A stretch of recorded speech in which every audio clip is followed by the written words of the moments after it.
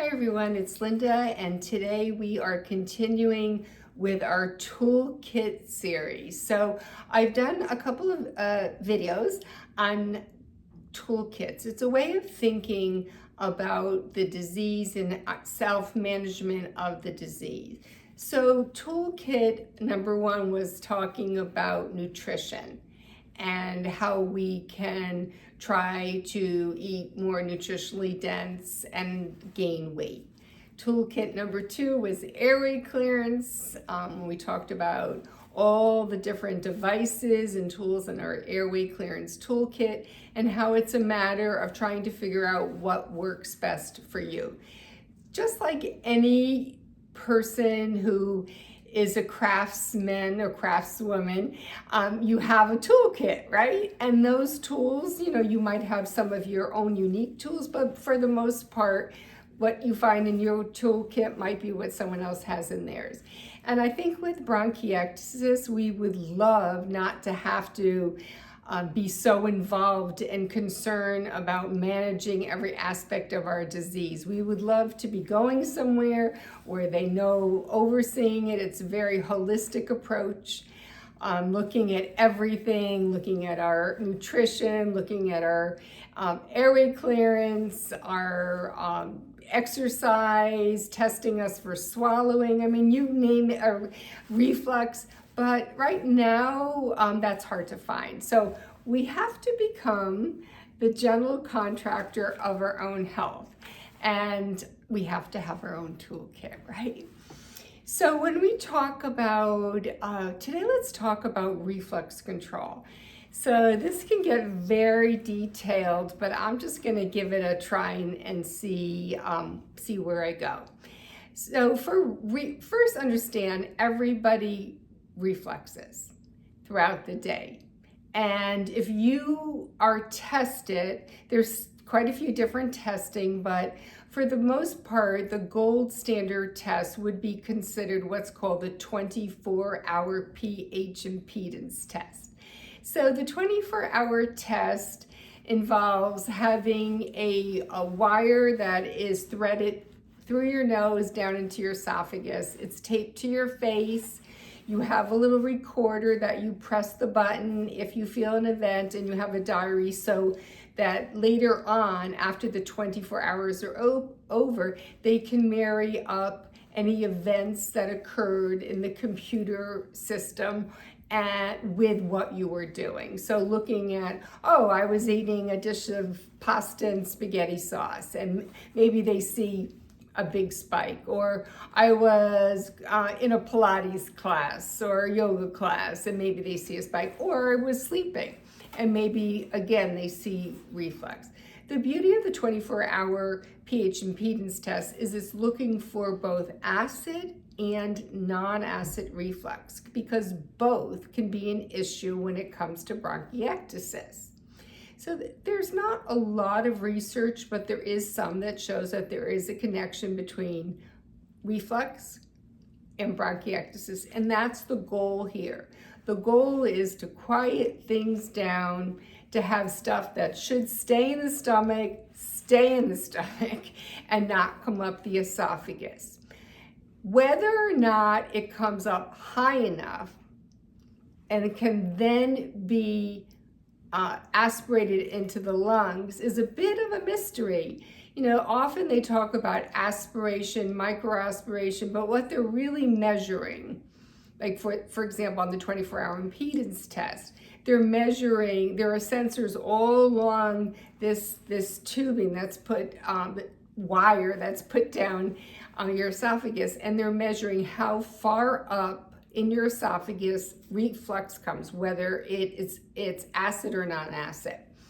And the thought being, if it were to come up high enough, well, that could indicate it is then likely that it's getting into your lungs. But according to Dr. Jeffrey King, who is head of gastroenterology at National Jewish, there is no current way of measuring whether you are truly aspirating, but it's deduced if it gets up high enough. So that's a 24-hour test. There are also tests to see a manometry if you're swallowing, if everything is going down the right way. They take a look in there. They do an endoscope just to see if there's any indication of any damage in your esophagus from acid reflux. And in addition, they might do what's called a Bravo test. Now, a Bravo test is they do an endoscopy, have a look around, and then they attach a little capsule right above your stomach. So it isn't measuring how high up stuff is coming, and it's only measuring acid. But the beauty of the benefit, I should say, of the Bravo test is people, number one, find it more comfortable because you don't have this wire going down your throat, and then you're being told, oh, this wire is going down your throat, but go about your day as you normally would. That is pretty difficult. I can tell you from firsthand experience. So you don't have that discomfort, but also you have data that is generated over days because it stays attached to your esophagus for, I think, 3 or more days, and then eventually falls off and it's passed through your digestive system. And so it is providing days of more information over time, but just for acid reflux. So these are 2 of the tests that are done. And then what? Then it could be, depending on how many episodes you have, you might just do lifestyle precaution. Well, maybe you do nothing because really you don't have a problem. But maybe you're still mindful about not exercising right after eating, or doing airway clearance right after eating, or bending at the waist right after eating. So certain exercises, you're bending at the waist, but also if you're making your bed, loading your dishwasher, you might be bending at the waist. So I've tried to train myself over time to hinge forward, or more likely to bend at the knees. So my legs are getting strong just from all the squats I seem to be doing now. So lifestyle precautions also include raising the head of your bed. So sleeping on your left side, not your right side. Perhaps not eating certain trigger foods. That's another one. You can go online, find the list. Fatty foods, caffeine, chocolate, tomato sauce, all the delicious things that we enjoy. Or it could be just maybe if you want the glass of wine, you're having it at 5 o'clock rather than having it at 7 o'clock. So just making those little changes to the way you go about your life. But one thing that people often don't talk about is stress. Stress is could definitely be a cause of reflux. So if you're stressing out about all this, and certainly having the disease and the airway clearance and everything else that's involved with all the testing, then that's probably not the best thing for reflux. What else could be in our reflux toolkit? Well, sometimes when the testing comes back, they see like, oh, wow, you definitely have acid reflux. Look, you've had 80 episodes, some sleeping, but also during the day. And if they also find that there's damage in your esophagus, that's a concern. You can have irritation, inflammation. You can have signs of the acid from your stomach basically eating away at the mucosal lining and of your esophagus. That's going to require some sort of medication. And it might require what's called a PPI, a proton pump inhibitor, for a period of time. Hopefully not forever. It depends on how serious your condition is. And I am not a clinician, but what I do hear in the community is I hear people say, oh, I've heard I should never take a PPI, that it's bad for us, that, it can cause us to have issues with our bones, issues with digestion, breaking down food. It can cause bacteria in our lungs, because if a PPI is basically it's inhibiting acid from being produced in the stomach. And if you're not producing acid, then how are you killing off the bacteria in food and drink? And what if you are refluxing, some of that bacteria then could come up high enough where it gets into your lungs, and you could actually be seeding your lungs with bacteria, or just so again, that's why people say don't go on a PPI, and in some cases it can kill the bacteria, where you can end up with issues in your bowel as well. However, there are always side effects with drugs, and it's up to you to have a conversation with your doctor to see if it's something that you need for hopefully a short period of time.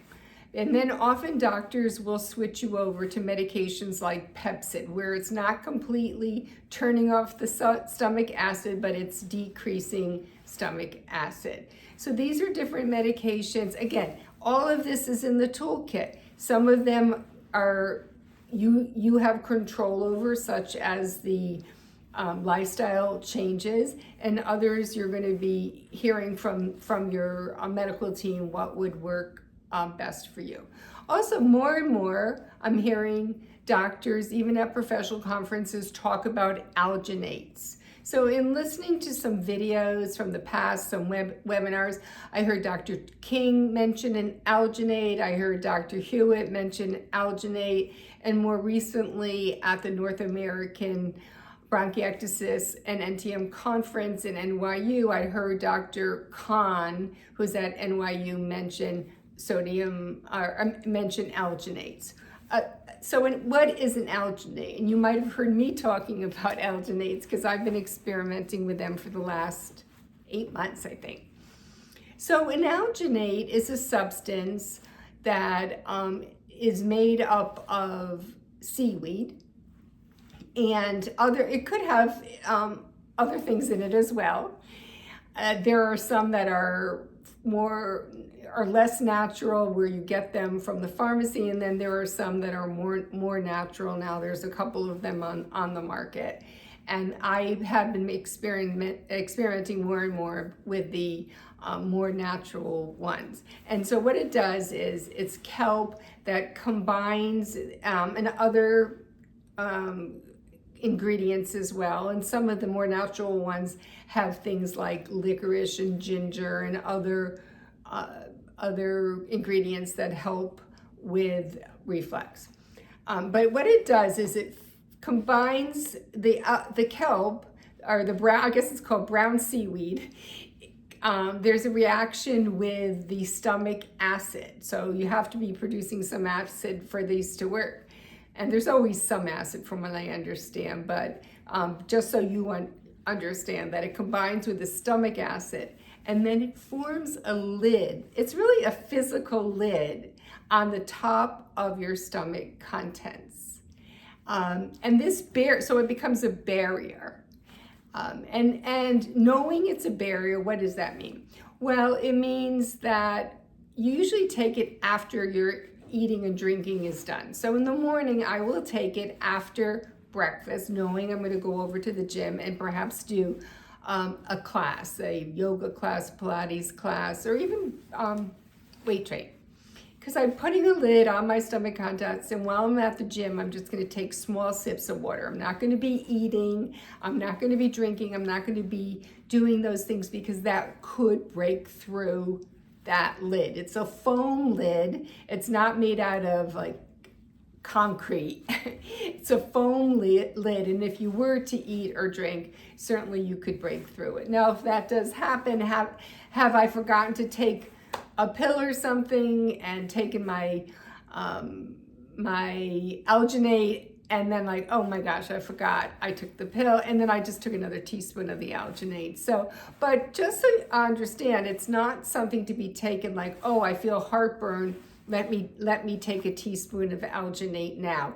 No, it's not going to make the heartburn go away so that you can continue eating your dinner. It doesn't work that way, but it is another tool, in the toolkit. Also Tums. Sometimes I've heard some people who tried everything because of reflux. They were even on medication for MAC, and they were taking some strong drugs, but really had a terrible time with reflux. And then in the end, what really helped them the most was Tums. They found Tums to be the most helpful.